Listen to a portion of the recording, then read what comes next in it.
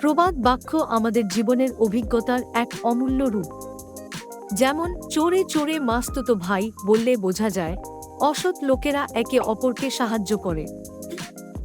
আবার অভাবের স্বভাব নষ্ট শুনলে মনে হয় দারিদ্র মানুষের চরিত্রকে কেমন বিকৃত করে। যার আছে গরু তার আছে গোয়াল বলার মাধ্যমে আমরা বুঝতে পারি সম্পদ থাকলে তার রক্ষণাবেক্ষণের উপায়ও তৈরি হয়। এখন না হইলে প্রাণে বাঁচি শুনলে মনে হয় প্রয়োজনীয়তা আমাদের উদ্ভাবনী শক্তিকে জাগ্রত করে। ধোবির কাকটায় গঙ্গা স্নান বললে বুঝি অন্যের শ্রমের সুযোগ নেওয়া কতটা ভণ্ডামি। যে মরেছে তার কান্না কে কাঁদে, এটা আমাদের স্বার্থপরতার চিত্র তুলে ধরে। এছাড়া কাঁঠালের আমসত্ত্ব শুনলে মনে হয় অসম্ভব কিছু আশা করা কতটা অযৌক্তিক। হাত পা ভাঙলেও আত্মীয়তা ভাঙে না বললে বুঝি রক্তের সম্পর্ক সহজে ভাঙে না। যে যার গোয়ালে ঢোকে সেই বকধার্মিক, এটা আমাদের ধর্মের মুখোশ পরা মানুষদের চিত্রায়িত করে।